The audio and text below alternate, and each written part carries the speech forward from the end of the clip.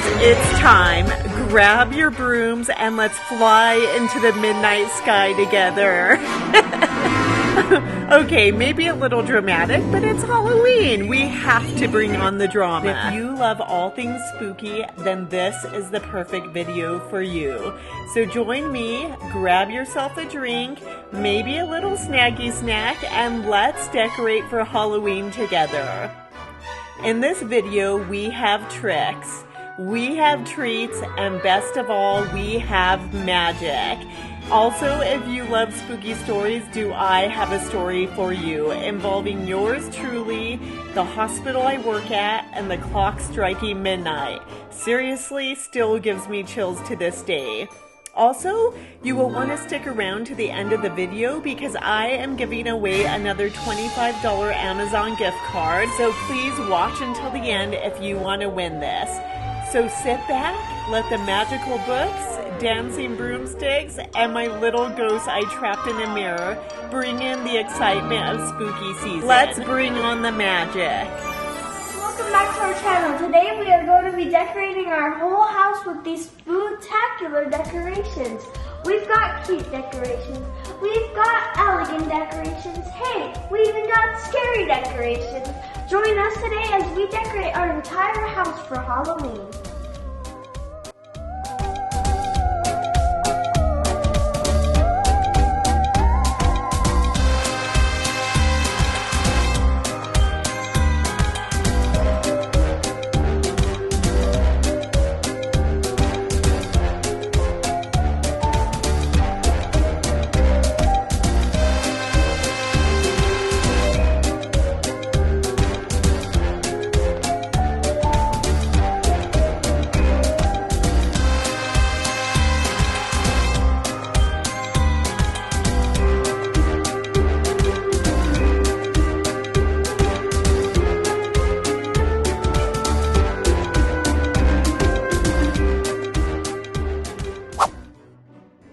We are gonna get started in my living room. So guys, my vision for Halloween this year is something elegant, something magical with just a touch of spooky.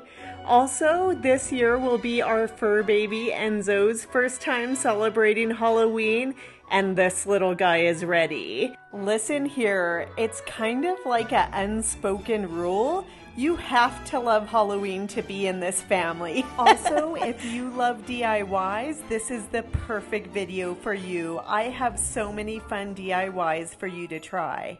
I found this Hocus Pocus sign at HomeGoods, and you guys know I had to jazz it up with these glittery stars and fairy lights to make it look even more magical. It is my favorite thing ever that my kids love to decorate for Halloween with me. And this is perfect, guys, because Grayson just lost both his front teeth, so I think I will put him up for display this year as my little jack-o'-lantern. And my daughter Aislinn, she is a girl after my own heart. She loves decorating just as much as I do. This next piece, she is dark, she is fierce, and she is dramatic. Oh, well, this is awkward. We're talking about my black cat painting here. I got her from Michael's, and it's seriously one of my favorite purchases. This year for my decor, I wanted to add little pops and touches of that traditional Halloween orange color, so I added this magical pumpkin here. Also, guys, one of my best tips for decorating is adding layers of different textures and also putting items at different heights. And our first shelf is complete. Now only 100 more to go. Listen, this decor stuff is not my fault. I did not choose the decorating life. The decorating life chose me. Listen, we are going all out for you guys. We have Grayson here popping his own eyeball out and using it for decoration. I just love how dedicated he is to the process. This next magical bubbling cauldron was a DIY Aislinn and I did together. This honestly is probably the easiest DIY I've ever done. We just got a cauldron, filled it with foam, hot glued these plastic ornaments and then strung some lights through it. A few tips I have when making this is you will want to buy ornaments in different sizes, some large and small. It just makes the bubbling cauldron look more realistic, and I will definitely leave a Amazon link to the ones we purchased. Also, there is no need to glue your lights in. As you can see here, we just strung them around the bubbles, and we're using battery operated lights. That way we can easily unstring them and use them throughout the year. We just needed to glam her up with a little bow, and voila! Check out how awesome and magical this came out.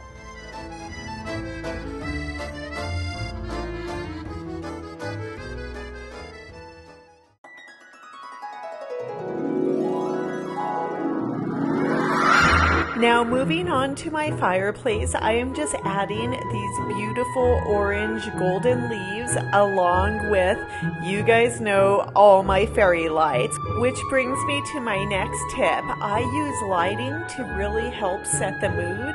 It really helps create that magical look I'm going for.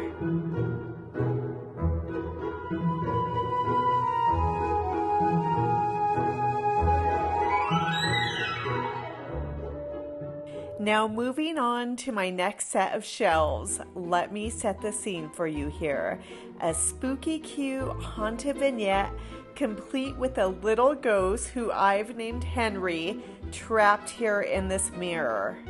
Look, don't be coming for me. This little ghost did this to himself. I had so many Halloween decorations go missing, cookies stolen, and even the candy I bought for the trick-or-treaters eaten. I just know it was Henry, and you guys can't convince me otherwise. He's just gonna have to stay in this mirror until he learns his lesson. Okay guys, let me show you how I created this little guy. I was inspired by the Pottery Barn ghost mirror, but guys, that was like $400. That's a little ridiculous.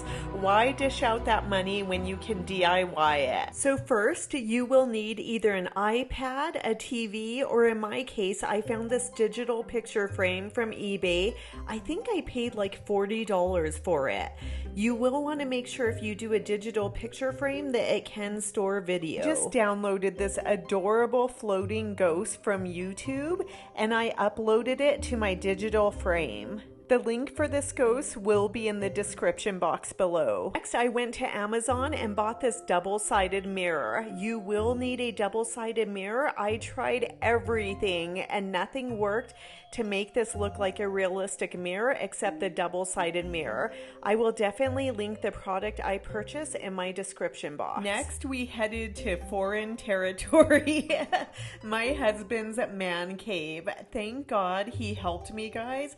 I tried cutting balsa wood and I made a complete mess of it. So he thankfully had some scrap wood and he helped me build a frame for it. I found these wooden appliques at Hobby Lobby. I just hot glued these to the frame and then spray painted it gold with some leftover craft paint I had available. So I am super happy that we use better quality wood instead of balsa wood because I landed up just sandwiching this entire thing together. So I don't have tape, staples, or nails holding this together.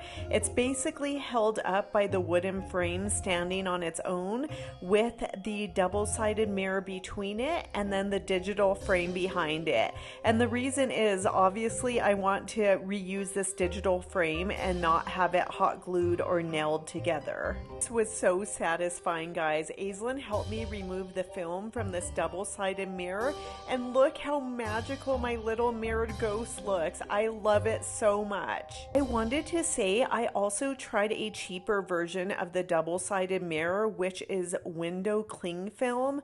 Guys, don't even bother with that. It doesn't work. I tried everything. This double-sided mirror is the only thing that gave me the effect I was looking for. This mirror, guys, is everything. It's exactly what I wanted, and I'm so happy I DIY'd it. Love to know in the comments section what all of you think about this. I think little Henry needs to stay in that mirror and think about all his shenanigans he's done. maybe I'll let him out after Halloween. I am just gonna finish off the living room with some cozy blankets, some soft pillows, and I am adding this glamorous ghost bucket right to the center console here.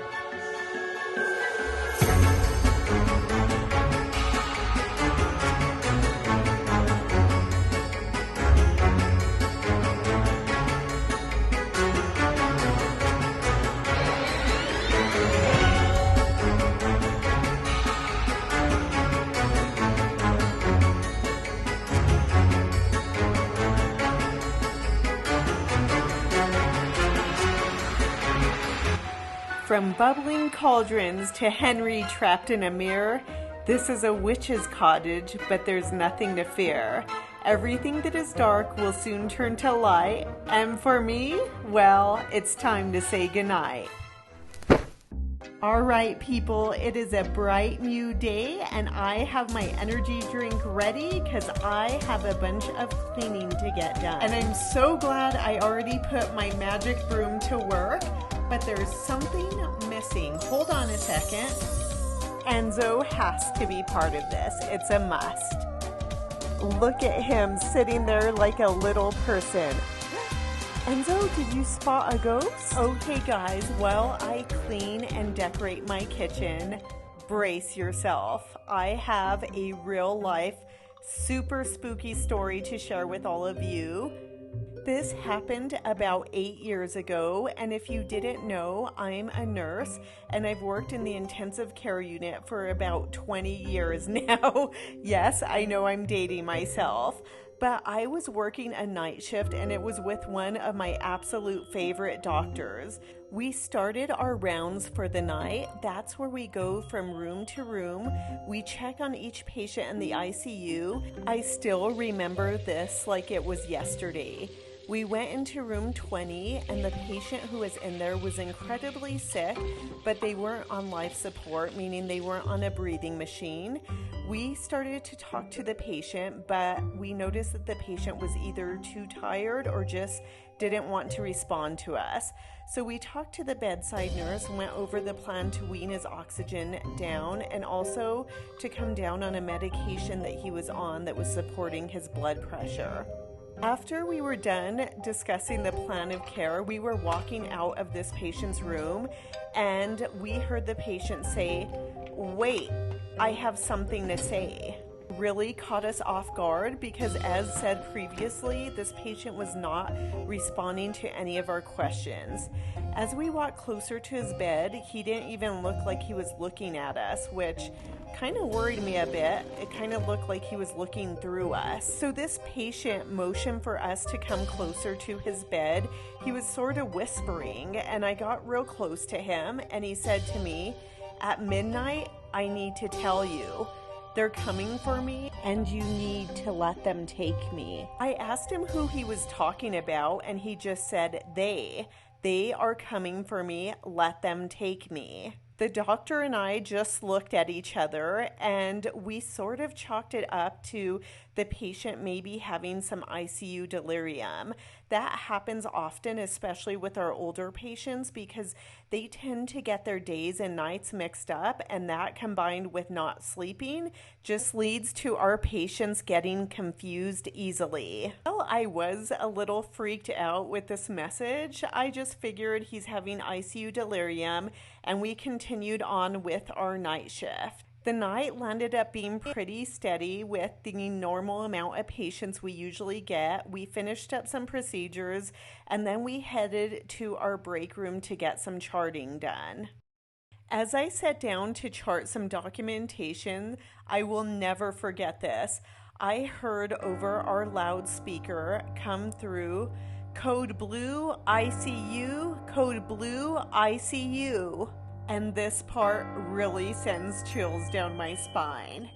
Over the loudspeaker, I hear room 20, Room 20, code blue. He immediately ran to the patient's bedside and the bedside nurse was already doing CPR. We rushed to place the patient on life support, and the entire time, guys, I can't stop thinking about how this patient had just told us they, whoever they are coming for him. It was even more disturbing when I looked at the clock and noticed it was 12:04. The code was called almost exactly at midnight. The patient was put on life support, but get this, a few days later, despite everything we tried, the patient passed away. I literally have chills retelling this story, but I also have so many questions in my mind. How did this patient know he was going to pass away?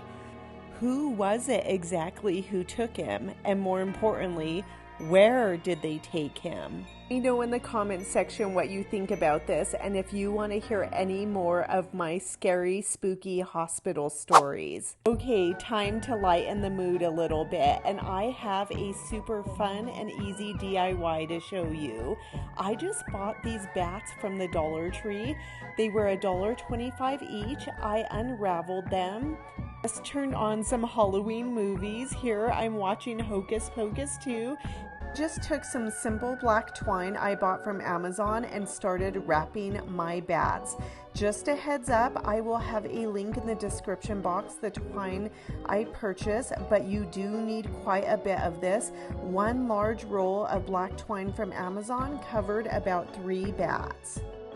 And you know I had to wrap these in fairy lights, and check these out. These are the exact bats I used in my kitchen just above my stove. I love the way they came out. Next up, let's put together a fun vintage carnival tiered tray. Really wanted to have fun with this tray. I love this little jack-o'-lantern Ferris wheel. I actually found it in the Target dollar spot last year. The disco pumpkin? Yes, sign me up.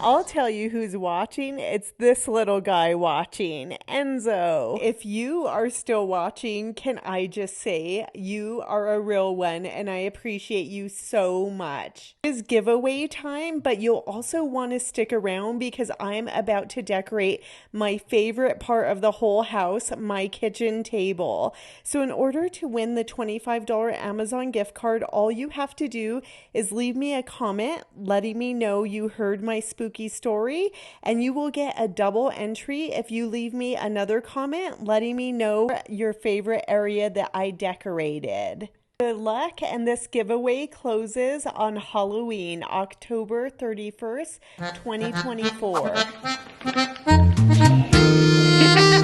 Candy monster! What are we gonna make?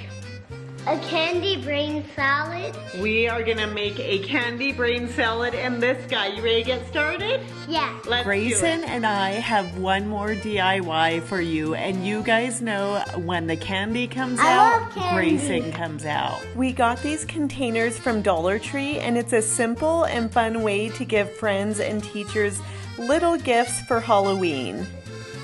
Cute. Really cute. Why do you always show up when the candy comes out? I'm ready to eat them. How are you going to eat them without your 2 teeth? I eat them with these teeth. Oh. And these teeth. So it's not going to be a problem? No, I always eat with those teeth. Grayson? Huh. What? Here we go again. What? You little sneak. Dump it in.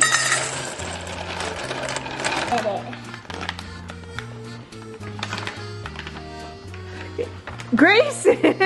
I just wanted to try one out of their eyeballs. Are there any more left? One more left for me to eat. Let me just eat this. I haven't tried one. I don't think I tried one. Oh, I think you've tried one. Grayson! What? We are done with all 5, so let's put the lids on. Get them on real tight. And just like that, we have a cute Halloween gift to hand out this year. Now for the grand finale. Welcome to our Halloween skeleton disco party, aka my kitchen table. And it is my pleasure to introduce to you the stars of tonight's show. We have Mr. Boogie Bones and his date for this evening, Miss Rose Marrow. This masquerade party strikes the perfect balance between spooky sophistication and high energy celebration. My tip for creating an amazing table is to create a focal point, which I am doing here with this floral arrangement I put together. I have Aislinn here helping me set up the dinner plates, and one tip I have is to layer up your plates, and by adding a simple gold charger, it really jazzes up the table. Next up is this showstopper. I made this DIY last year and made another one for this year to add to my table. The bright pops of color and twinkling fairy lights are perfect for a dazzling disco ball party. I got these porcelain skulls from Michael's this year, and I just added one of these skulls to each place setting. This disco ball centerpiece was a must. I just love the way all the lights reflect off of it. I always love using some natural elements when decorating my table, like these branches and fall foliage. Oh my god, those hands. What is happening here? Not easy turning into a skeleton. My kids always make decorating so much fun. There are just too many disco balls at this party. Said nobody ever. Adding more disco balls to this table. Time to enter the skeleton masquerade disco, where the beat is eternal and the guests are, well, they're dead.